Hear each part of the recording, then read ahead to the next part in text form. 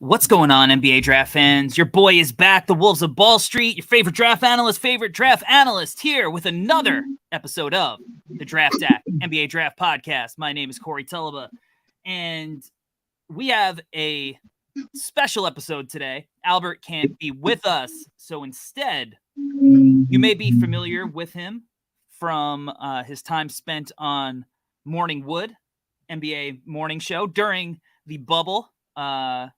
We have Larry Taminia in the house. What's up, guys? I am happy to be here. Thank you for having me. Albert, I'm sorry. I hope to try to fill your shoes as best I can. Well, wearing that suit you got on, you're certainly dressed for success today. So, well, here's the deal.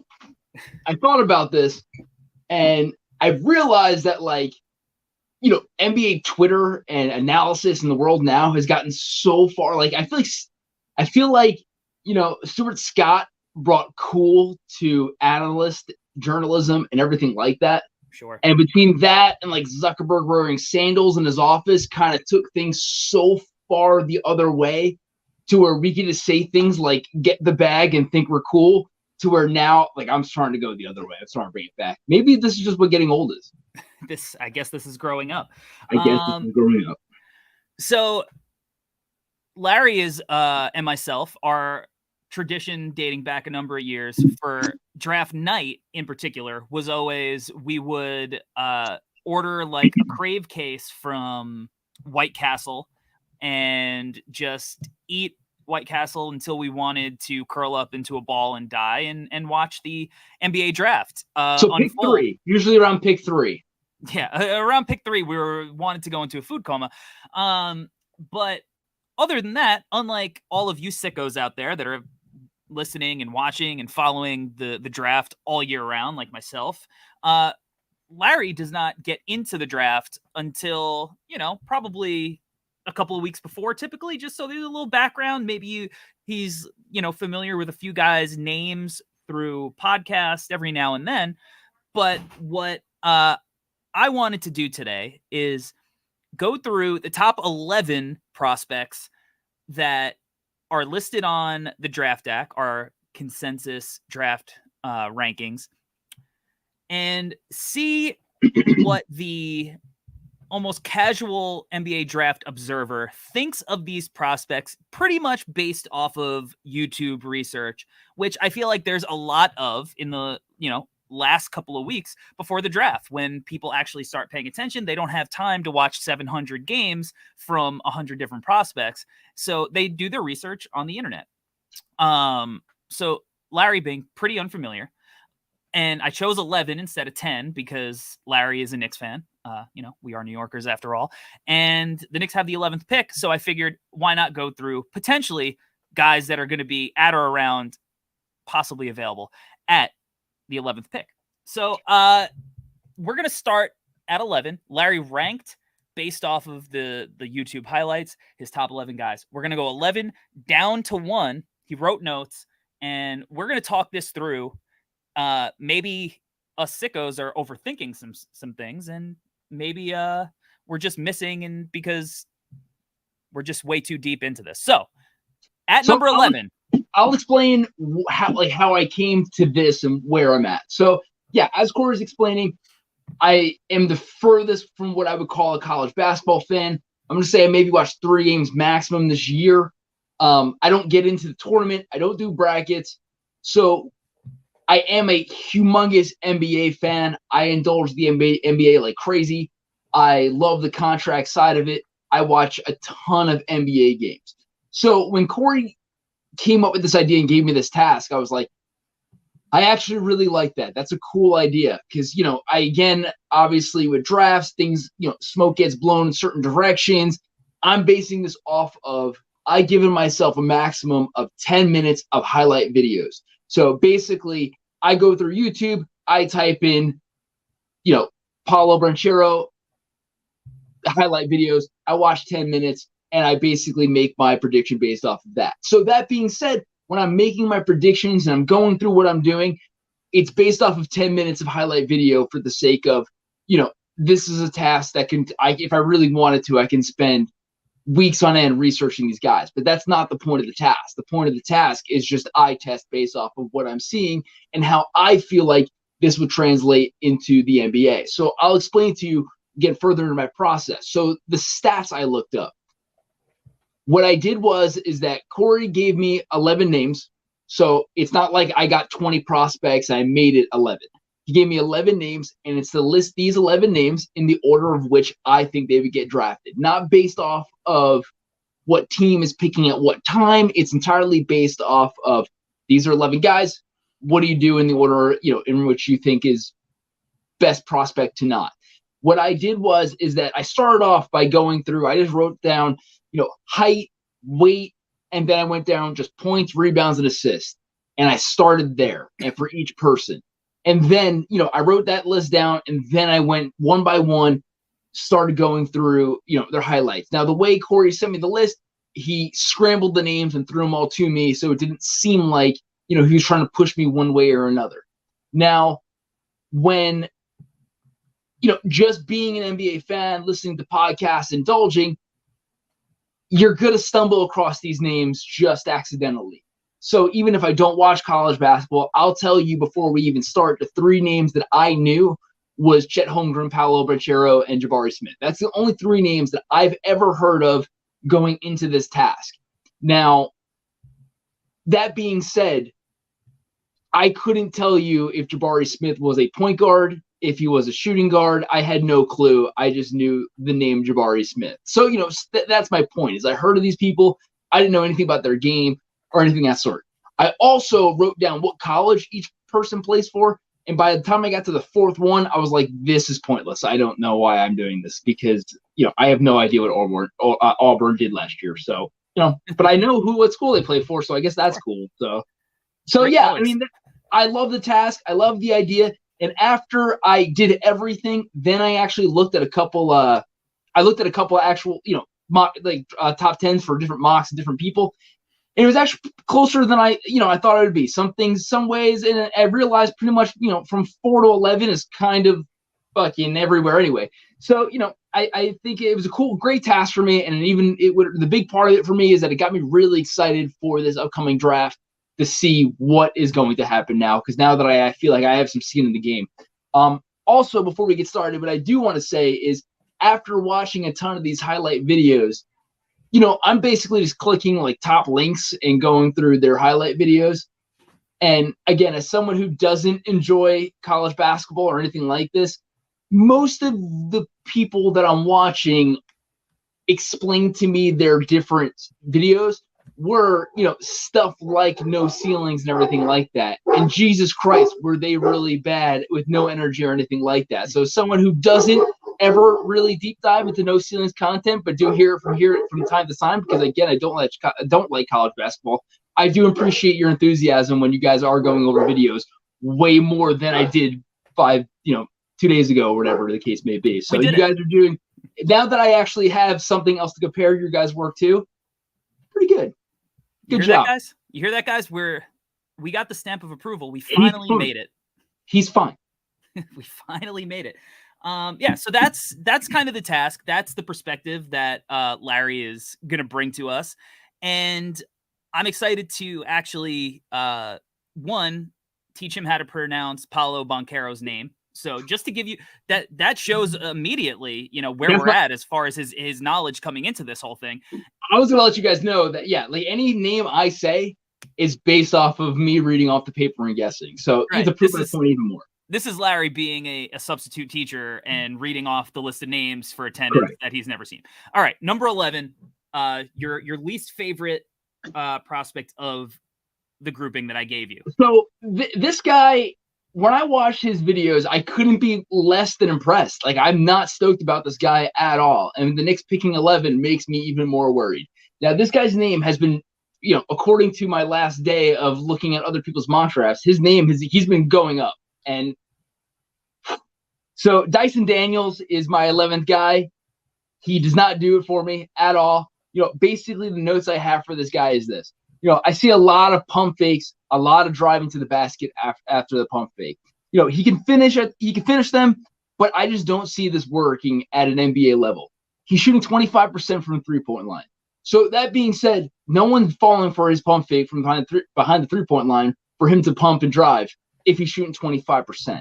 So, there's a lot of put back highlights in there. It's a lot of, again, this is not going to translate to what the NBA is. He works hard, but I just don't see any special skill that I can rely on. When I think of guys and I think when I go to make my prospects, I try to translate where can I see this guy on a playoff team. I want to see, I want at least a Shane Battier out of the first round of the draft, something of that sort where I can at least see the fifth guy. Is this guy a starter? Can he be off the bench for competing for a championship team? Dyson Daniels scares me. I just don't see what skill he can rely on. Now, again, to further prove my point in regards to when I'm watching these highlight videos, the point that I'm watching a 10-minute highlight video. I promise you, when these people are chopping up these videos and putting them on YouTube, they're not showing, hey, look at this guy, the way this guy switches on pick and rolls. That's not the videos that we're getting here. So, I don't know a lot of the defense that I'm getting at a lot of these guys. So, the defense aspect is just not shown on a lot of highlight videos. So, for all I know, Dyson Daniels could be an incredible defender. I mean, he's got huge size, 6'6". But that being said, I'm terrified of his offensive game. And in this NBA today, you need to be able to produce somewhat offensively, whether it be catch and shoot, something of that sort. And I just don't see how his game translates. All right. I love where we're starting on this. One, I think this is predominantly the Knicks faithfuls probably like ideal scenario right now. People I think Knicks fans are dying for Dyson Daniels. All right. So little background with Dyson Daniels. Interestingly enough, the stats that you're looking at are off a little bit. Sure. So he played for the G League Ignite, which is, the NBA's program where they allow the best high school kids to come and play instead of going to college and prepare for the draft. Dyson Daniels, young 18. So they only have, I think, like 12 games worth of stats available online. That's what you see. That's what is available on a number of different sites. But, at No Ceilings, we have a partnership with Instat, which is kind of like comparable to Synergy. And we have the full slate of 20 whatever games. Now, Dyson Daniels, even still is not a knockdown shooter by any means, but he's a little bit better there than the number that you're seeing. He also ended up shooting the last 10 games over 40% from three in that span. So you see the upward trajectory there. You mentioned the size at 6'6". He actually has grown to where he's now almost 6'8" Nice. in that time. But so here's the role that I envision. And when you're watching him, he's just not flashy. He's one of these boring guys who he does a lot of like the little things that don't show up. He's probably one of the top perimeter defenders in the draft, and he has that size where he can switch on to multiple positions, hold up. So again, you're not really seeing a whole lot of that other than you probably got some like chase down blocks in the highlight videos. He's a good passer. I think the shot I buy just because I think the form's pretty good. He just, and again, he improved a lot. He definitely needs to speed up the release, which was a point of emphasis in his pre-draft training. But the vibe I'm getting is that he killed it at the combine, so everyone is stoked about him now. He did. No, he did, but he was getting a lot of this hype before the combine too. Got it. He's been a guy that has been like a riser steadily throughout the whole process. Sure. Partly because he was definitely a guy that came in as somebody worth monitoring. I think he was probably ranked somewhere around like 17, 18 initially coming into the year. And one, he grew during the year, so that helps. But he was like the steadiest producer on that Ignite team, where there was one of the kids came in as like the number 3 prospect, and now some mocks have him going in the 30s. Like, I don't even think I gave you his name because he didn't make the list. So he's one of the guys who actually produced against pros. That's the other thing. He's playing against pros instead of playing against college kids. Sure. He's actually, to me, the guy that I thought you were going to like the most, because he's typically the guy that you just value a lot on the court?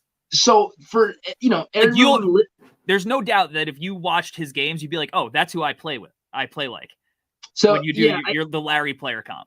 And that terrifies me. So, here's the deal. And again, catching, that pump fake and drive I got a good first step. Just want to brag a little bit. But so, that being said, what terrifies me is this. If I'm a GM in the NBA, I'm not even making trades or signing free agents or whatever the case may be. I'm not confident in betting on high potential. That's not how I want to. That's not how I operate. I want to see what can this guy do for me now, and then grow the rest around him. The bank on ceiling, the players who reach that ceiling compared to not, it's not even close. I feel like since Jason Kidd developed a 3-point shot, we feel like every player can.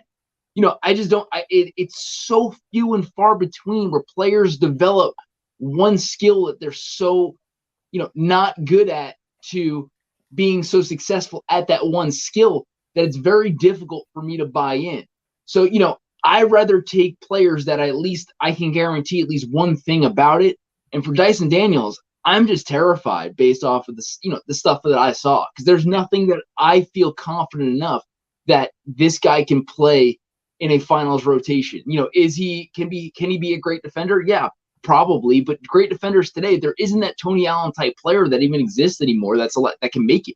It's very difficult. I mean, Tony Allen is what? Frank Ntilikina, right? Some version of that. That just doesn't exist in today's NBA. You got to be able to shoot, score, corner three, something. And his offense, to me, it was a disaster. So here's the guy a couple of guys I'll kind of compare him to give you a clearer picture, I think, of what his baseline will be. Like Derek White in the finals. Sure, which is good. That's a good one. But Lonzo, Derek White at least shooting 40-something% from three at certain points. Right. And he struggled as well. But I think Derek White, Lonzo Ball, like these big kind of guys who are point guards, but they also aren't really like the primary point guard playmaker. That's kind of the trend. That's the direction. All right. Number 10 on your list. Point guards, do they still exist? Because all the numbers you get, all the players you're giving me, I don't think there is one. Well, they're not in this draft in particular. There's not a lot of good ones. All right, sure. So number 10, I went with Jalen Durham. Okay. Who I actually really like. He's a humongous person. His size and strength is crazy. I think he's going to be an impact player. I could see him translate right into the NBA. I really do love mostly everything about him. The things that I am worried about is he can't shoot free throws. He can't shoot, I don't need him to shoot threes or even mid-range, but to be a real rim running center to compete in the playoffs and everything like that, he needs to be able to hit free throws a little bit. If not, he's going to be an off-the-bench center. So, to be a starting center, if he takes that free throws percentage and can turn it up, I think this guy's a starting center. And I really do love his versatility. I feel like he can guard most positions. He can switch and not be too worried about it. I think that he's just, his size is humongous. The only reason why I put him 10 is I'm just scared, centers just aren't worth it as much in the NBA anymore. This guy 10 years ago, 12, 15 years ago is probably going to be a, top 5 pick. I just think in today's NBA, the center position is just, you have so many players who can kind of fill what he can do. But that being said, if you ask me, would I rather pay DeAndre in the max or draft Jalen Durham? I'm probably going to take Jalen Durham for what he can offer you at that salary. You get a lot of the same qualities. We're probably not as good as a player, but for the dollar amount difference, he's just going to be a super impactful player for a lot of teams. I am a little worried about his foul potential. He might come in there and get 3 fouls in 10 minutes, but in general, I think you can kind of work on that. I'm not too worried about him figuring that part out. But I think his size, strength, absolutely crazy, absolute monster. Versatility is insane. I think he can, if he gets switched on to a power forward, shooting guard in some circumstances, I wouldn't be too worried about it. I think he can kind of hang. So I think he's going to be an important player. I think he's going to be around for a while. Worst case scenario, be a backup center on a championship team for, years to come. I got to say, you nailed this one. Nice. This is exactly what months and months of hard work is in a short amount of time span. So, Minute, guys. So here's the thing with Duran that I don't know if you got through your minimal research. He also reclassified. So he's like one of the youngest players in the draft. He's actually supposed to be a senior in high school this year. So, not so much with Jalen Durham, because I think he could be an instant impact player. But just to kind of bring out my perspective too, when it comes to a lot of these guys, I know everyone is scared of the 23-year-old, college kid, and he's old and everything like that. And I'll tell you, for me personally, my perspective, I'd rather go get those guys, just because I feel like everybody the idea is to have the youth, right? You have the youth. That means you have that player the longest period of time. The problem with that philosophy for me is that those young guys usually take 2 to 3 years to develop. So you're sitting here spending 3 years of NBA money getting these players up to par, and by the time they usually figure it out, it's on another team. That's statistically what happens, is that these guys spend 3 years riding the bench, getting minimum minutes. By the time their second contract comes around, you're in this weird spot of, what do I do with paying this 21-year-old who really kind of hasn't shown me enough, but showed me some? And then inevitably they go to another team and they either play well or the NBA career is just not for them. But when they go play for this other team, it's almost like you're the college getting them ready for their next opportunity. So it's like, me personally, I'd rather go after the guy who's 22, his body, what his body's going to be. And you can, at that point, you can kind of get an idea of what you have. It's not, 3 years in, by the time that player is 24, 25, what you got. At that point, few players go from 25 to 26, and you have no idea what you get. They don't turn into all-stars at that point. You know what you have at that point. Yeah, I mean, anybody who listens to, my stuff knows that I'm big on respect. Which isn't me. Right, yeah, well, not. But you have glowing words for the crew.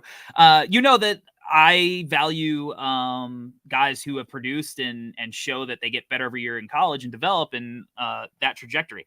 I think the thing with guys like that is you typically don't see them take the Jimmy Butler path with guys that play 4 years in college and all of a sudden exceed expectations in such a crazy way that they become superstars. Damian Lillard, Jimmy Butler, like these guys are typically few and far between, so the payoff might not be as high, but you're also getting a guy like Mikal Bridges instead of taking Kevin Knox, and you're actually getting somebody who's worth staying in the draft for. So, but yeah, I agree on the Jalen Durham take.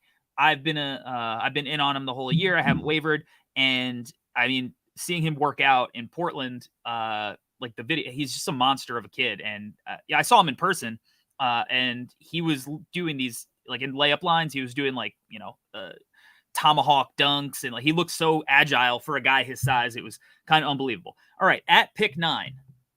Pick 9, I'm going Johnny Davis out of Wisconsin. What the notes I wrote down for him is that he's an offensive weapon. He can do it all, but nothing enough that stands out for me. What worries me is that his 3-point percentage dropped a ton in college. Where he shot he spent 2 years in college, to my knowledge, and his first year was better at shooting from the three than the second. The percentage dropping definitely scares me. For him to be a full-time starter, he really needs to up that 3-point percentage. If not, I think he could be a great player off the bench. I have him as a low ceiling, high floor guy. I'm not too worried about him being a complete bust, but I don't see him being an all-star one day. I think as a bench guy, that's going to be his inevitable role. Who's going to produce? He's just a complete weapon for sure. All right. Before we break down Johnny Davis, let's head to the chat. See what they got to say. Yeah. So let's see. Mr. Ray, shout out Shane Battier from your Battier shout out earlier.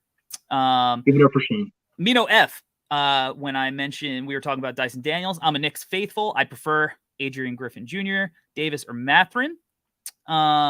Let's see. Mr. Ray, Jalen Durham looked superhuman in that Portland gear. He sure did. Kurt agrees with your take on age as well. In the 80s and 90s, everyone came out 21, 22, balled from day one. And Kurt now says, that might be a good idea to recap the format of this exercise for those coming in late. Let's talk about it. So for those that are entering the stream late, I'm wearing a tie. That's what everyone needs to know. Everyone needs to know that Larry dressed to impress for the occasion. And Larry is a casual NBA draft approacher, a guy who is a huge NBA fan, but doesn't get into the draft until, the couple of weeks before, the time that we're in now, when a lot of people are starting to get interested in the draft and starting to do their research through YouTube videos, scouting videos, highlights, all that stuff. So I gave Larry an exercise to watch the top 11 guys on the consensus draft rankings at NoCeilingsNBA.com and give me his order just based off of the internet research that he did as a casual fan would do. I jumbled up the order for him so I wouldn't lead him in one direction or the other. And right now we are at number 9 with Johnny Davis. And you described Johnny Davis as a high floor, low ceiling guy who needs to improve on his 3-point shot. Now, Johnny Davis is interesting. One, obviously, the 3-point shot is I think, major concern that most people have with Johnny Davis because, he wasn't the most efficient guy in the world. I will say, I'm not concerned about his 3-point shot. The context of that situation was he was the only guy on that team. And so he had to basically bail them out in every situation and take all those tough shots off the bounce that, are going to inevitably lead to having some lower percentages. Would he be a knockdown 3-point shot if you completely eliminated that aspect? I don't think so. But he also is a better shooter than the numbers indicate, in my opinion. I think that with Davis, he's a guy that ultimately I don't think his ceiling is quite as high as Devin Booker, but that's the kind of guy as a starter. That's kind of the path that you see for Johnny Davis. He is a two-way guy. I will say that. He's one of the best defenders in the draft. He plays both ends, plays his ass off, was not a high recruit. He has that kind of underdog chip on his shoulder mentality that some of these other guys who have been, 5 stars on ESPN, Slam magazine covers, all that. He's got he's not that guy. He has that chip on his shoulder that fuck those guys. So I love his competitiveness. I like his scoring package. He's a big time player. He, in a big moment against a big time recruit that I won't mention as to sway your opinions, even though you already have him in. In one of the biggest matchups of his year, he hung 37 on the team. So he came out of nowhere, wasn't ranked coming into this season as a draft guy, and shot his way up into the top of the draft. But Johnny Davis is another guy that I think ultimately you would love as a player when he gets to the NBA. And I think if the Knicks end up with Johnny Davis, I've already said that I will buy a Johnny Davis jersey the night of if he gets drafted to the Knicks. Love that. At number 8. So at number 8, this is a guy who I've seen, a few mock drafts. Again, after I did my mock draft, I went and looked at a bunch of others, just trying to see, how far off I could possibly be. Sure. And I've seen a lot of mock drafts actually have this guy going to the Knicks, and I'm all in. AJ Griffin is my number 8. I would love for him to fall to the Knicks. That would be the best. I think this guy can shoot the shit out of the ball. This guy has range to shoot everywhere. I don't love his form, but the ball does go in when he uses that shot. I love his drive. I love that he pump fakes drives. He can hit the jumper, pull it from the free throw line. I love the mid-range shot from that. He could just do more than he's not just a catch and shoot guy. I think he can kind of do a little bit of everything. I don't know what his defense is like, only because, again, these highlight videos are not showing switches. So I'm not too sure what the defense is like. My concern that I have is, why is he averaging 10 points, at Duke if he can shoot from anywhere? So that again, I don't get that explanation of what on the research I'm doing. I didn't deep dive hard enough. So yeah, that would be my concern. If you have an answer for me, knock it out. But based off what I watch, this guy, he's dynamite in offense. I'm probably the biggest AJ Griffin fan in the draft world. So AJ Griffin averaged 10 points a game because AJ Griffin came into the year, I want to say he was probably the 4th or 5th ranked prospect in the class. He is a New York kid, the son of Adrian Griffin Sr., longtime NBA player, coach in the NBA, highly recruited guy. In high school, he had a ankle injury that took him out, that he missed his senior year with COVID, and was training in Tampa Bay with his dad in the Raptors and stuff. So he came into the year not having played a ton of basketball, and then he gets into like training camp and injures his knee again. Not the end of the world. He ends up coming back by the beginning of the season, but he's now playing catch up. He's supposed to be the number 2 guy on this team, and he's playing catch up, coming off the bench. And in that time, you have 3 other perimeter guys that are probably going to be first round picks or are in contention to be first round picks, plus another older guy who's been on the team, who's handling ball handling duties. So he's now coming into a situation where he's like, how do I fit in the best?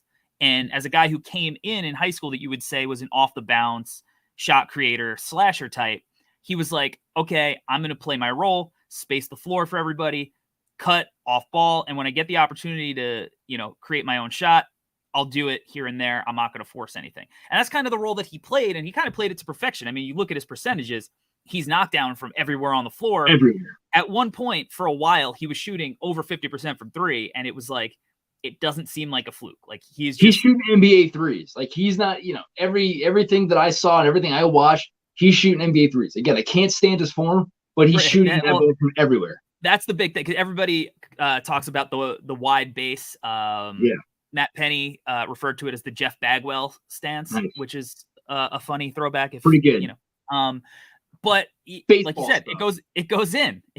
So it goes in. I don't care how he shoots if it goes in like that, right? But so my thing with AJ, you mentioned his defense.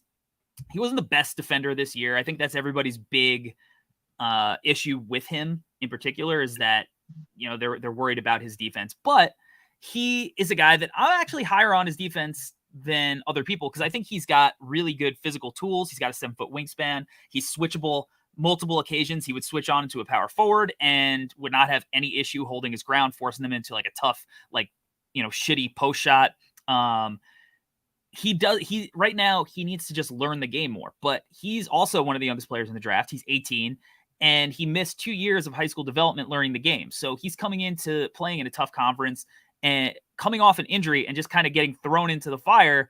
And I think Duke as a whole was pretty bad defensively, outside of Mark Williams kind of saving things. Trevor Keel's obviously good on ball. Wendell Moorhead was good as well. But off ball, I think they all kind of overplayed their men, got back cut, prone to that. He was no different. Plus he's 18. He's got a lot to learn. But I look at him and I'm like, this is what a modern NBA wing looks like. When I see him, I could see Jaylen Brown in him. I could see Jimmy Butler in him. I could see that type of guy. To say that he's going to get to that ceiling, that's obviously up for debate. But those are the type of guys that I see in AJ. So I'm in agreement with you. If he makes it to the Knicks, that's an absolute no-brainer. He is the highest guy ranked on my board right now that you have talked about. Okay, at number 7. Number 7, this guy, I'm sure a lot of people feel this way. It scares the shit out of me. I have Shaedon Sharpe. Did I say it right? You did. Shaedon Sharpe out of Kentucky, which when I went and looked up his Kentucky stats, I was, harder to find than I thought than the other players. Sure. So Shaedon Sharpe didn't play. Here's the videos I watched are these high school strange videos. AAU. This is what I got out of it. Shaedon Sharpe, it scares the shit out of me. Why didn't he play? I don't know the full answer. I don't think it doesn't seem like they know the full answer, but I see he's working out on his free time, which I can't stand that either. But this is what I got from watching the videos. He's crazy athletic. His release is insanely fast. He's very raw from what I've watched. And would have been perfect for him? A year of Kentucky. It would have been perfect if he just needs 1 year. And I really wanted to see him have that year based off what I'm watching, because he scares me. In general, he could be the best player in the draft for all we know. His talent and athleticism is just uncanny, but he's raw. I don't see him running anything that resembles an NBA offense in anything that he's doing. Granted, we didn't see that with LaMelo either, so I'm not saying that's that's learnable, but I'm just concerned from what I see. I think he needs to go to the right team to be successful. And after I went and watched mock drafts afterwards, looked at mock drafts afterwards, I see a lot of sometimes him being picked to go to the Kings at 4. And Jesus Christ, that terrifies me. So, I think in general, if he gets put in the right circumstance, he could be a Buddy Hield type player, possibly better, depending on what his offense capabilities are. I don't think anyone really knows. I think he's probably the biggest question mark in this draft. And, that being said, I think he has, based off of just this, what I see, the stats, based off the numbers, size, he could be the best player in the draft for all we know, but it's just so hard to tell, and it's super raw with the footage that we got. Again, you nailed this one as well. So Shaedon Sharpe was another guy who reclassified to be in this class. He was not supposed to. He was the number 1 ranked prospect in the class of or the draft of 2023. So he then reclassifies kind of like mid-season, and he's also a guy who didn't have like a lot of high-level high school experience either, because he kind of came out of nowhere and went from this unranked guy to all of a sudden destroying the EYBL for a little AAU scene for a hot minute and shot up to be the number 1 guy in the draft. And you mentioned he could be the number 1 player when it's all said and done, because you can't teach his athleticism. It's an effortless shot that he shoots, and he could shoot it from everywhere.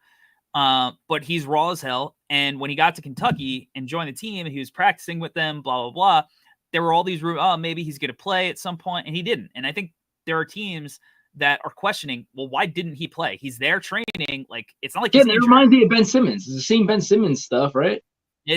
Why? So people are questioning that when, especially as a team, nobody's seen him because it's COVID, it's all that. They can't come and see him. They can't get him in the gym. The only time they've ever seen him in person is at the combine and in any private workout that they run with him.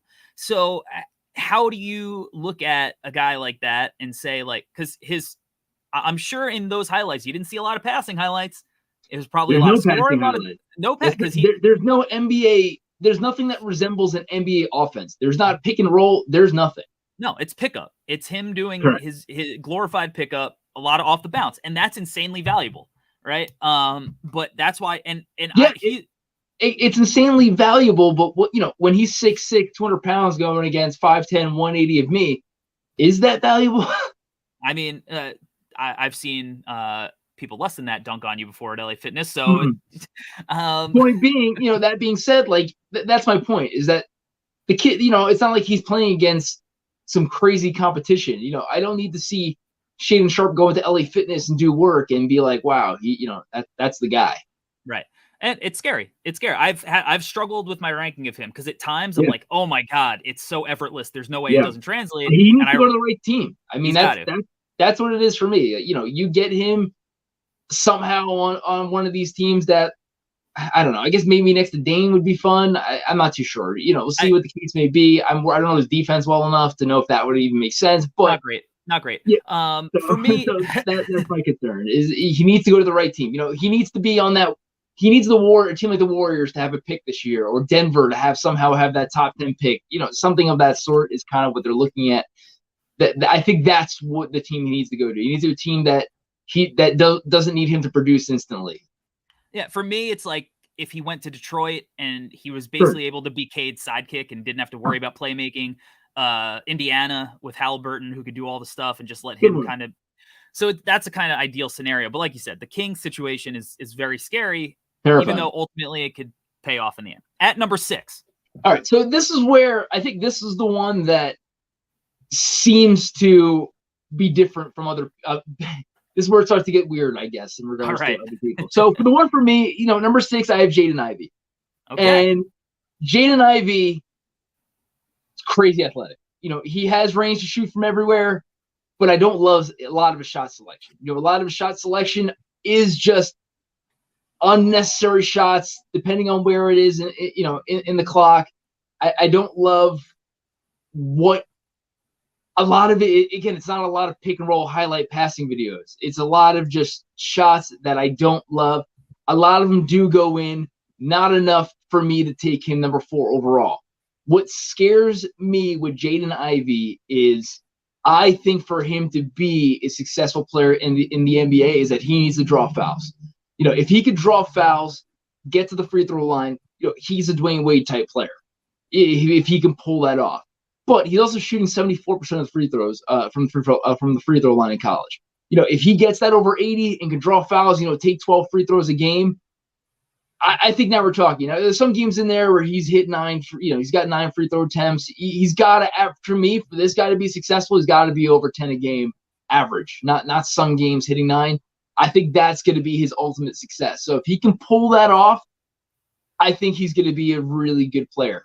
If he's going to be, because again, I don't think there's nothing that he does that's strong enough for me to tell me that he has something to rely on. And that's what kind of concerns me. He does a lot of things well, but it's like, for me, this is Jimmy Butler before Jimmy Butler, developed to that next level where Jimmy Butler lives at the free throw line. Jaden Ivy, I want to see him live from the free throw line. If he can live from the free throw line, he's going to be a really good player.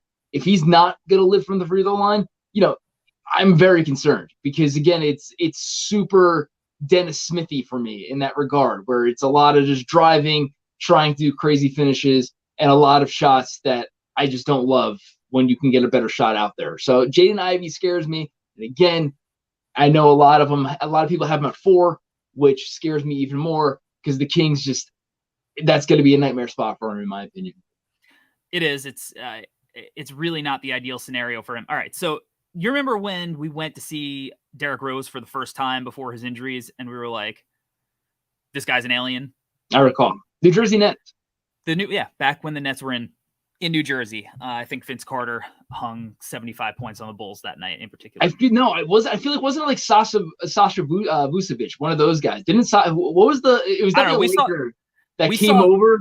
A Laker got paid, went to the Nets, and he absolutely killed it that night. Great one. I don't remember in particular. One of the times that we saw Vince, he absolutely destroyed. Sure. So Jaden Ivey, he's not prime Derrick Rose athleticism, but he's pretty fucking impressive. And I saw him from behind the bench this year, and his speed, the difference between, like, obviously Dennis Smith, and look, people want to look at and talk about Dennis Smith with hindsight, but he went in the top 10, right? And so, like, people were high on him. Odds are, statistically, like 6 of these guys are not going to work out. Of course. This is a big part. Again, we're covering that why I am a not college basketball fan, right? Is because I don't enjoy hype that much. It's just not for me. Maybe because I'm just a upset Knick fan, but getting excited about hype for a player and getting that player and then be like, all right, well, let's wait 2 years and see what happens. Like, it's just not fun for me. And statistically, we put all of our cards in the deck, like, this is the guy. And then, if you got a bench player, you're like, wow, successful draft. Like, and for me, it's not fun for me in that regard. So statistically, a lot of these guys are not going to work out. I understand the name is a lot of fun on paper and it's fun to debate all these things, but statistically, it's not going to work out. And at one point, there was a ton of Dennis Smith guys, and Jaden Ivey reminds me a lot of Dennis Smith Jr. Okay, so I'm way more confident in Ivy than Dennis Smith Jr. for a couple of reasons. One, Dennis Smith Jr. is just not nearly as big as Jaden Ivey is. Jaden Ivey's a big dude. He's just, his size is way better than. He's bigger. I looked at both up. He is bigger. Yeah. So and I honestly, he looked even bigger. Like in person, he looked bigger than what I think he's listed at. 2, I love how much he improved from one year to the other. Like, he's a worker. He's a sophomore. He came back. He could have entered the draft last year, probably would have got drafted, and he came back and turned himself into a lottery pick. The shot is like, it's a little awkward at times, but it's smooth, it's repeatable. And it's just the shot selection for me. I mean, it's not like he's shooting crazy high percentages, but his shot selection isn't awesome for me. So maybe, if he gets a coach to help him take better shots or make better decisions in those shots, possibly those percentages go up. Dennis Smith Jr., again, not to keep using that example, but the difference between Dennis Smith Jr. and being successful and being out of the NBA is Dennis Smith Jr. can't finish around the rim, and he can get there every time. He can get there. He just can't finish. He doesn't draw fouls. If Jaden Ivey could draw fouls, again, the ceiling is up to him at that point. Yeah, and I agree with you. I think he needs to go and look for contact more and be that guy who's living at the line, Corey Maggette style, 8-9 free throw attempts a game in his prime, for sure. But I do think he's going to be a better finisher at the rim either way than a guy like Dennis Smith Jr. Sure. He does need to work on. He does have a tendency to always try to get back to his right hand, so that's something that will be an adjustment. And his mid-range game, I'm high on in the long run, but lower on in the short term because he's not there yet. But I love that perspective because a lot of people come into the draft or in the draft. And granted, he's my 4th ranked prospect too, even though my 1 through 3 are probably not necessarily the same because I have AJ Griffin at 3. So I differ from the consensus in that way, but he is still my 4th ranked prospect, even though some of the, he's ahead of some of the other guys who are consensus above him. But I get the concerns, and and that's why I think this is beneficial because you're right. Every year we're proven that the guys who go in the top 4, top 5 are not the 5 best players in the draft. Every single year, that's how it shakes out. And the order of consensus is never the order that guys actually get picked. So would it shock me if Jaden Ivy was, not one of the top 3 or 4 players in this draft? It wouldn't. It wouldn't. That is an outcome that is a realistic possibility for almost every player in the draft. At number 5. At number 5, I absolutely love this player. Way more. Again, I've never heard of this guy. I was hyped watching his videos. Benedict Matherin, I think, is a ton of fun. This guy can finish around the rim. I love his size. He's crazy athletic. I'm stoked for him in his dunk contest when that eventually happens. As someone who hates the dunk contest, this guy has to compete. He's nuts at what he can do. He can dribble. He can shoot. He can dribble and shoot. He can catch and shoot. I'm not sure what his defense is like, but if this guy, again, can get to the free throw line or play defense, I think he's an all-star player. Worst case, I think he could possibly be a not as good shooter as like Buddy Hield in that some regard, but I feel like with his athleticism, what he can do, it's nuts. I think I love his size. I love what he can bring. If he's a good defensive player, I think, this guy is I could see him on a championship team, what he can do. Matherin's a lot of fun, and he is a guy who I think it's possible that he's available to the Knicks as well.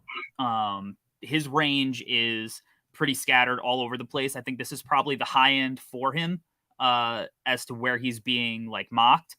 But I've seen him, from anywhere from 5 to, probably back of the lottery. And he is a lot of fun. Another guy could have came out last year, went back to school and improved his game.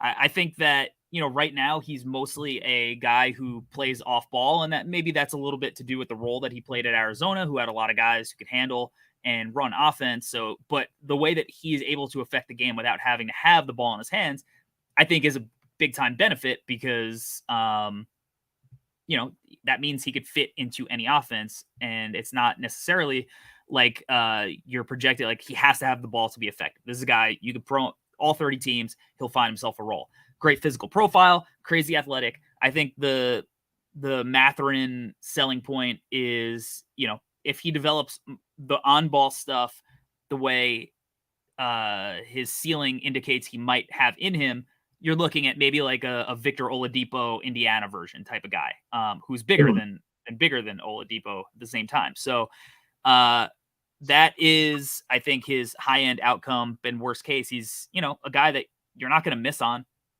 He's going to be a good NBA player. It's just what level does he reach?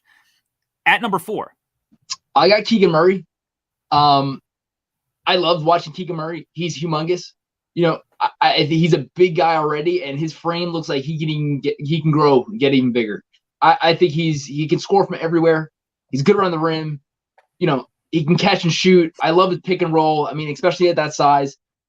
I can see him in an NBA offense. I don't see this. This isn't a miss for me. I could see what he can offer, what he can bring to a team.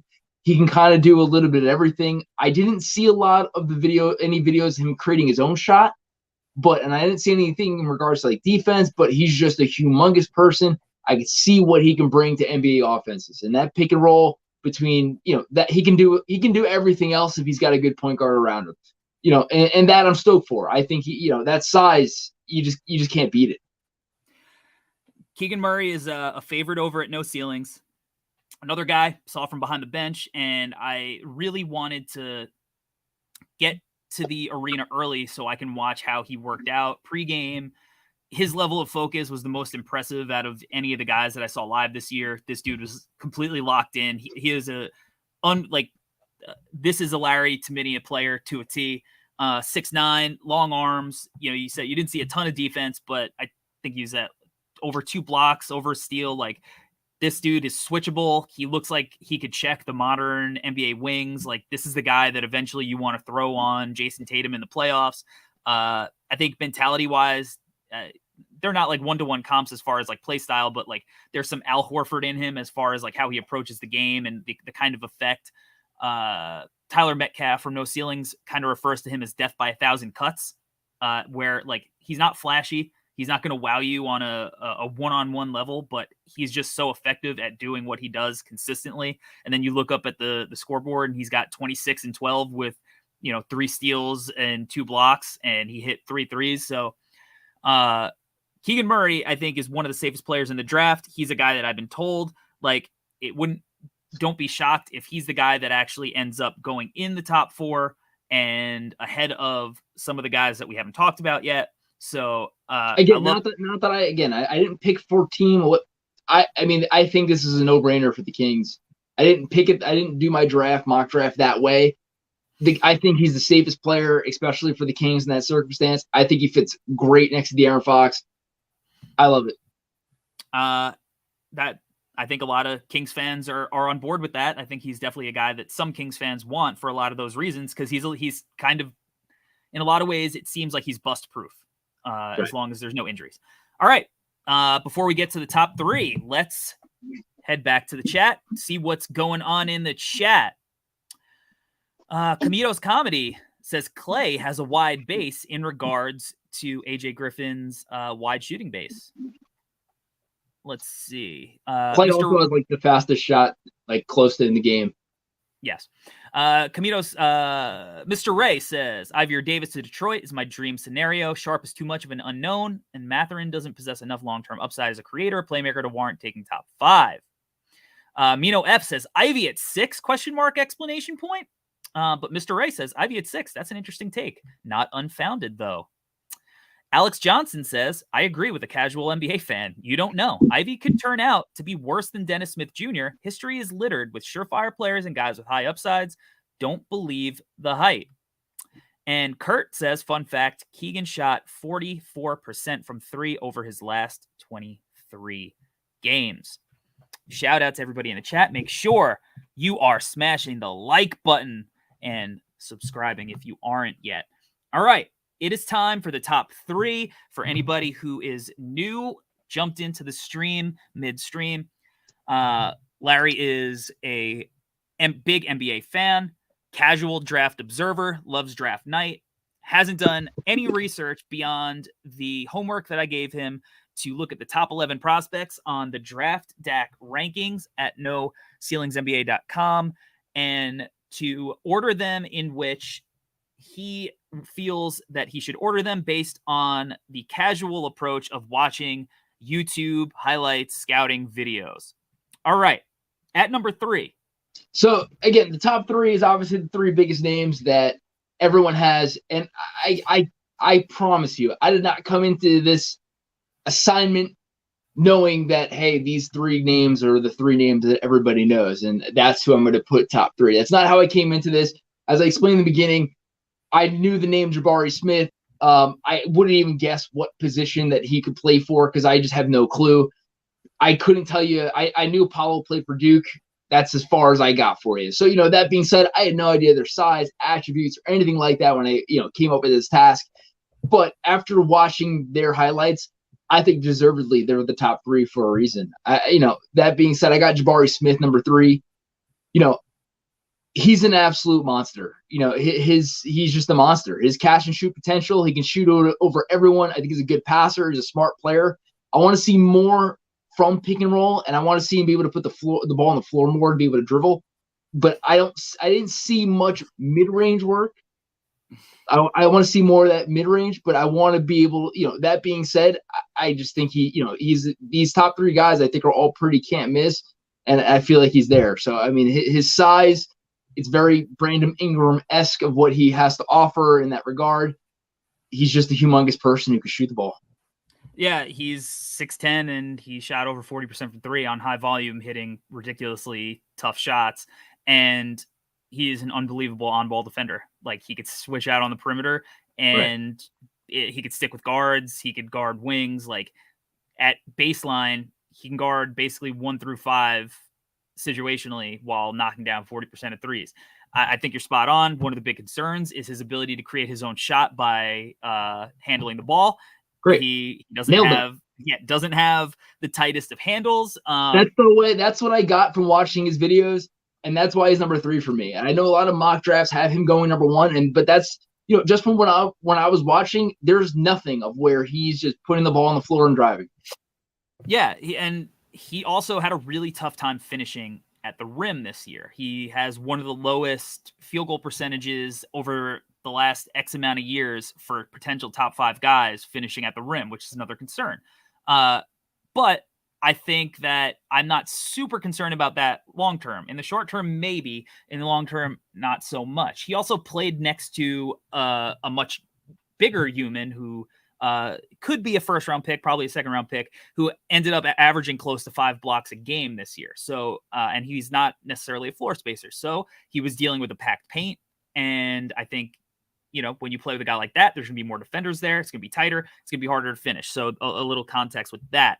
But yeah, Jabari is one of those guys. Like, what team isn't he going to play for?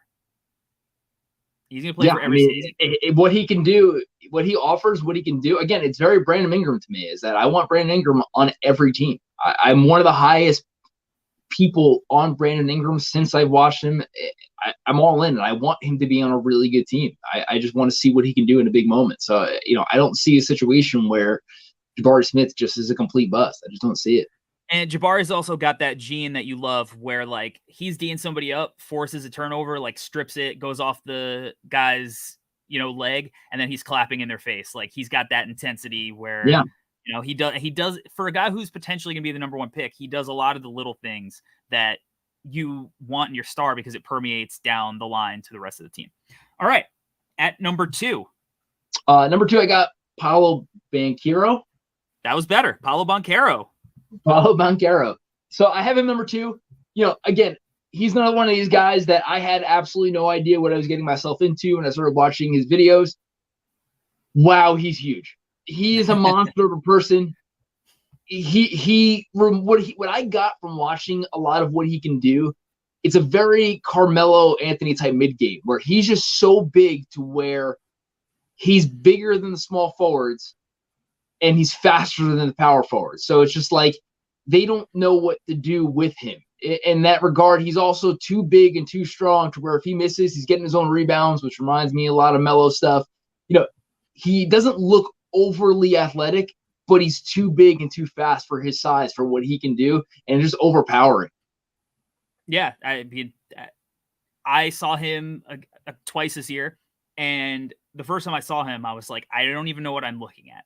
He's a monster. He's an absolute monster. He's 6'10", 250, and it's like legit size. And he handles the ball like a guard. The Melo comp is one that he's gotten all year. I love that you touched on.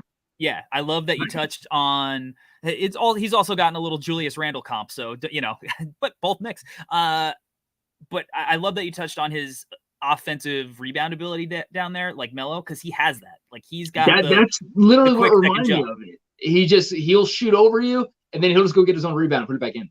Yeah, and like the 3-point shot comes and goes. There's some mechanical stuff that needs to be fine-tuned, but there's nothing broken about it that it's like, and he's still going to be enough of a threat that you're going to guard him out there. Yeah. You still have to guard him out there.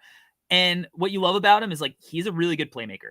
He didn't get the opportunity all the time at Duke this year because, when we talk about with AJ Griffin, like they had Wendell Moore, who's potentially a first-round pick. Trevor Keels, potentially a first-round pick. Jeremy Roach, who's a point guard on the team. And then he's basically the 4th guy as a ball handler. And then AJ Griffin's getting a few reps here and there. So he kind of is one of those guys where like he might have a year in the NBA where you look at him, you're like, this guy's averaging almost 7 assists a game. Like, that's insane at his size with that skill set. I just think he's going to command double teams. Yeah. It's good. He's going to do it, and it's going to be. His footwork is insane in the mid post. Like, right. I have no idea if he's going to be a Jokic type, player in regards to being that good, but in regards to commanding double teams and passing out, when you're that tall and that big, it's easier to get assists that way. But Jokic's one of the best passers ever. But just in regards to commanding double teams and passing out, he's too goddamn big. For sure, he could see over the defense, but he could also run pick and roll for you, right, and be a playmaker in that regard. So it's the thing about him that, like, he's one of those guys that you have to wonder if he is going to maximize his potential. But even if he doesn't maximize his potential, he's still so damn big and strong and skilled that, like, he's probably the most surefire lock to be an all-star. The only way he doesn't reach potential is he gets Zion's size. Like, if he starts gaining weight, if he can manage his weight and manage his body, he's going to be just a good player for a ton of years. I agree. Paolo Banchero at number 2. All right, your number 1 player. That leaves, obviously that leaves Chet Holmgren, number 1. Again, another player that I've heard his name a ton. I had no idea what I was getting myself into when I watched him. Tall, white guys. I didn't go into it expecting to like Chet Holmgren. But after I watched the videos, wow, he's so athletic. For what he can do at his size, it's very Kevin Durant type athleticism. No, I don't think he's as good as Kevin Durant. But I'm talking about just the athleticism of what he can do at his size. He can do everything Porzingis can do, just more. He's so much more athletic than someone like KP. That it's just he can put the ball on the ground. He can shoot. He can, he spreads the what he can offer, just spreading the floor in general. He can help defense. He can do really kind of everything that you need. And what I kept reading or what I kept seeing about is, all right, well, what is he going to do against someone like Jokic? What is he going to do, against these humongous centers, these powerful. What is he going to do against Embiid? What is he going to do against? What the hell are they going to do against him? That's my take back. If your plan is to go into this with Chet shutting down Embiid, that's probably not a good game plan. But I want to see Embiid chase Chet around. I want to see Jokic chase Chet around. His size and his athleticism and how fast he can do it is crazy. And I understand he's skinny. I get it. But that being said, who's also skinny and a great defender? Still Kevin Durant. Kevin Durant, no one criticizes how, him on defense. Everyone praises his defense. It's the same attributes. It's very similar. Kevin Durant also is not going in there and guarding Joel Embiid. That's not what his role is. The plan would be to have, your Jalen Durham type players to go in there and guard these type of guys. You're going to have your specific lineups and your specific extra centers to guard these guys. And that's okay. Chet can still play. He can play power forward. He doesn't need to play center 24/7. He doesn't need to be, a spread 5 option. He can do anything. He in regards to what he can offer at his size, in regards to putting the ball on the ground and dribbling and driving, there's no one else in the draft at his size that can do what he can do from the guys who, that are 6'10" and up. He's the best all-around player that I saw from what they can offer. It's just, I don't see how this guy's a miss. I see his shooting percentages are good. Everything there's a million block videos, and I'm not even factoring that in. But granted, he'll get his help defense straight up blocks and everything of that sort. I don't plan to see him just swatting the ball out of bounds every game. But again, remember, Porzingis did a lot of that too when he was, when he first came into the league. But Porzingis, the athleticism that Porzingis lacked, Chet has all of it. Yeah, he's my number 1 guy too, by a big margin too. I love your counter to how is he going to guard Jokic and Embiid to how are they going to guard him? Because obviously that's the big narrative. How is Chet going to manage, be a center in the NBA and deal with the physicality? He's too frail. He's too skinny. He's too everything. it's not like he has an injury history coming with him right now. So it's hard to project somebody that and I get it. He's skinny, and the NBA, like, it's a long season, whatever. But the NBA also has shifted away from guys like Embiid and Jokic to where it's about skill and versatility and length and IQ now. And those are all things that he excels at. How many centers are there that you're absolutely terrified of? You know, I would be fine with Chet on DeAndre Ayton because I'm not worried about DeAndre Ayton just, dribbling on him, backing him down and dunking. How many post-playing centers are there in the NBA? Right. Under 4? I'm sure Suns fans would be surprised if DeAndre Ayton did that as well, right. To anybody. So, besides Embiid and, Jokic, you can put him on Gobert because it's not like Gobert's offense is all of a sudden going to start dominating Chet. I wouldn't be concerned. If Gobert is backing down Chet and doing post moves after we hope he can catch the ball, we'll take that shot for whatever team, he actually winds up with. So, that being said, on the other side though, can you picture any version of Gobert chasing Chet around? It would be an absolute nightmare. It's a hard thing to counter because he's, going back to Boncaro, we were like, he's too big for smaller guys and too fast for bigger guys. Like Chet's like that too. It kind of in the opposite ways, and he shoots at his high point. That's what I really enjoy. Like, he already knows how to shoot at his high point. You can see a lot of these Dirk mid-range shots that he's taking as well. He's going to be able to get his shot whenever. Again, Kevin Durant's one of the best players of all time. I hate using that comp and people comparing it to that. But Kevin Durant shoots at his high point. No one blocks Kevin Durant. And Chet can do a lot of the same stuff. So, again, Chet's not Kevin Durant. It's very different. But in regards to size and the way he can shoot, based off of the high point, I think it's a huge comp in that regard. Yeah, if you want to say Dirk, I don't know. His high point at which he could shoot from anywhere, his shot's not getting blocked. Or Gobert or one of these centers, if that's the plan that we're going to use to cover him, it's going to be one of two things. Either he's going to play them off the floor, like Gobert already has a ton of times in the playoffs and everything that sort, or they're going to come out. They got to come out to him, and that opens out other stuff.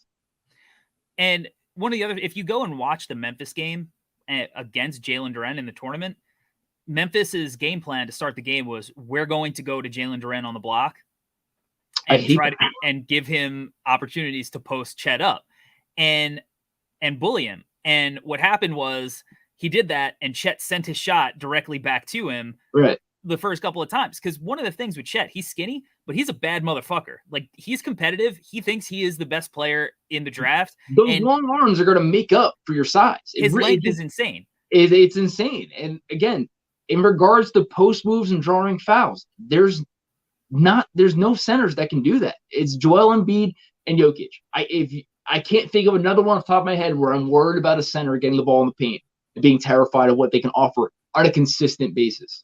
Right. And Jokic and Embiid play in different conferences, so you're only going to run into one during the playoffs potentially. And again, like you said, like, Chet's probably going to be a power forward more than a center. He's obviously going to play center at some points, but that's a credit to his versatility that he can actually play with another center that is manning the paint, because he can go out and stretch the floor. He could handle the ball. He can create his own shot. And he didn't get to show off a lot of his offense at Gonzaga because they ran their offense through a post player in Drew Timme, who was an older player, and it was, he was one of the best players in college basketball. So it's not like it's a terrible strategy. But I had an executive text me who was like, "I just spent 3 days with Chet. Keep all of the stock that you have in him." This kid is unbelievable. I just think that what he can do is just, he's going to be a matchup nightmare. He really is. Because again, like, let's say, again, I'm a Knicks fan. Let's say Mitch Robinson playing against him. That's a nightmare for the Knicks. Is Mitch going to go out to the 3-point line? And if he is, Chet's going to drive past him. Not only that, you're taking, you don't want Mitch hanging out around there all game because you're taking him away from the hoop. And it's just a nightmare. Then what are you going to put Julius Randle on? It's just a nightmare in regards to what we can offer. And let's go the other way. He can play with a guy like Mitch Robinson. He can play with a guy like Julius Randle. He can fit on every team. Every team in any scenario. You nailed Chet Holmgren. You nailed a lot of your evaluations, which makes me wonder what we're doing watching all these games when we can get pretty damn close by just watching YouTube highlights, guys. Let's run through Larry's list again from start to finish and see how close he got to the last draft rankings, which is all of the big boards from the mainstream outlets and averaged out. So Larry's list is at 11, Dyson Daniels. To the Knicks, who I'm already mad about Knicks Twitter being upset that Thibodeau's not playing him enough after he shoots 20% from the 3-point line. So I'm excited to be unhappy as a Knicks fan continuing. Okay. It wouldn't be an episode with a New York person if we didn't complain about Knicks fans. At number 11, Dyson Daniels of the G League Ignite. At number 10, Jalen Durham of Memphis. At number 9, Johnny Davis from Wisconsin. At number 8, AJ Griffin from Duke. At number 7, Shaedon Sharpe from Kentucky, kind of. At number 6, Jaden Ivy from Purdue. At number 5, Benedict Matherin from Arizona. At number 4, Keegan Murray from Iowa. Number 3, Jabari Smith from Auburn. At number 2, Paolo Banchero from Duke. And at number 1, Chet Holmgren from Gonzaga. All right, on the draft rankings, at number 11 comes Jalen Durham. So you were one spot off from Jalen Durham compared to consensus. At number 10, Dyson Daniels, which you were also one spot off from the consensus rankings. At number 9 is Johnny Davis, exactly where you have Johnny Davis. At number 8, we have Benedict Matherin. You have Matherin at 5. So we're 3 spots higher on Matherin based on the highlights than consensus. At number 7, we have AJ Griffin. You had AJ Griffin at 8. At number 6, Shaedon Sharpe. You had Shaedon Sharpe at 7. So 1 spot off from Shaedon Sharpe. At number 5, Keegan Murray, which you had Keegan at 4. At number 4 is Jaden Ivy, of which you had Ivy at 6. So you're 2 spots lower on Jaden Ivy. At number 3, Paolo Banchero from Duke. You have Paolo at 2. Paolo was the number 2 guy for a lot of the year. At number 2 is Chet Holmgren, who occupied the number 1 spot for the majority of the year. You have Chet at 1. And at number 1, Jabari Smith, you have Jabari at 3. So you were pretty spot on. If you put your big board up to anybody else's on draft Twitter, it would hold up pretty well, with the only major difference being Benedict Matherin and Jaden Ivy. Benedict Matherin maybe being a little high, Jaden Ivy maybe being a couple spots too low. Otherwise, you are almost nearly spot on with consensus based on 10 minutes of research watching YouTube highlights. So I'm not quite sure what that tells us and what the end result of my hypothesis is. How about this? I'm interested maybe if we did this exercise next year and I want to spend more time, maybe get like 20 prospects and I go with 10 to try to, widen the range of crazy. But, in general, I think it was a really fun exercise. I'm really happy that I actually spent the time to put the real work in to do it. It made me more excited for the upcoming draft, knowing that, now I have some actual skin in the game for these players. I think it's a lot of fun to be able to do it this way. But yeah, I'm excited overall, and this was a lot of fun. Thank you for, asking me to do this. This was cool in that regard.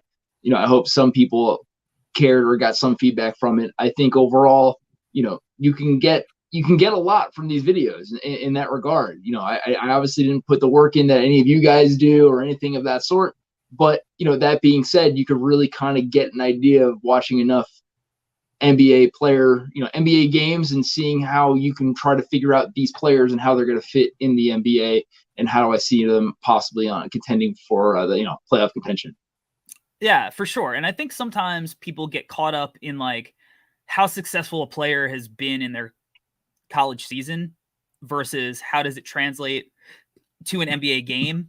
And those mindsets are a little bit different because a lot of times these guys who are having this success are not going to walk into the same role as an NBA player as they were playing in college. And you have to see, how do they adjust to maybe coming off the bench or not having the ball in their hands as much, not getting as much touches? What can they do to affect the game in other ways? And, outside of like the top 3 to 4 guys, that's probably the reality for most of the guys, that they're going to have to adjust their games in certain ways.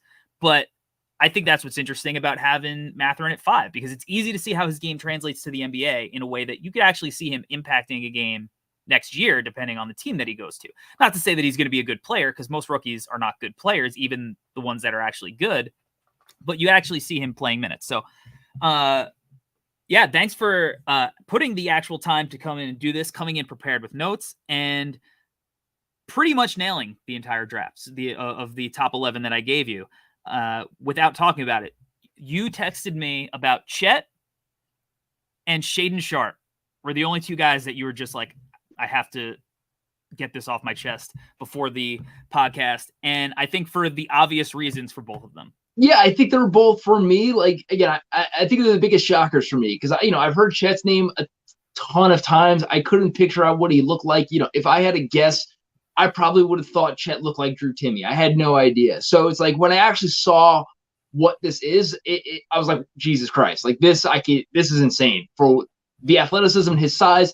And Shaedon Sharpe, I just didn't know the story. I knew nothing of what this is, and just the raw talent that this guy has. Again, he could be the best player in this draft. Like, there's an absolute chance that he's the best player out of all of this, but it's terrifying. It is. And that's what's fun about the draft. It's a complete crapshoot wild card for the majority of these guys. And chances are, as you mentioned earlier, half of them are probably not going to be. Yeah, it's circumstance too. I don't think that gets looked at enough. It's circumstance. A lot of these guys need to be put in positions that can possibly succeed, or be in a position to be allowed to fail. And that's, I think, every player is different. They need, and every player's needs are different. So, I think a lot of that, unfortunately for these players, is a lot of luck. For sure. It's there's so many factors that go into how a player develops, and what happens if Jaden Ivy does go to the Kings and he's playing he's playing next to De'Aaron Fox and Davion Mitchell, who are both good players, but like that backcourt is just a mismatch of guys. And Jaden Ivy can play off ball. He showed it this year. He did a lot of off ball stuff, but it's still not ideal. You want to see him play with the ball in his hands a little bit more often. So it's all circumstance, because he would be a much better fit next to Cade Cunningham than he would be next to De'Aaron Fox and Davion and the Kings. So that's part of the equation, and it's something that you don't actually get the answer to until draft night. So a lot of the pre-draft work is, it's a scientific experiment. You're forming a hypothesis on a player, and some of it's not up to you. So this is a lot of fun. You can follow Larry at Larry Villains on Twitter. DM him if you want, if you need your mortgage done. So that'd be nice. He can do that for you. And make sure that you subscribe to the NBA, the Draft Act NBA Draft Podcast. Rate the show if you haven't already. That would be dope. Subscribe to No Ceilings TV's YouTube channel. If you haven't yet, head to NoCeilingsNBA.com and find our draft guide that we released. 58 prospect breakdown, scouting reports, all there available for purchase, directly sent to you in a PDF format. It's beautiful. And the crew worked really hard on it. And until next time, we are out. Thanks for rocking with us. Peace.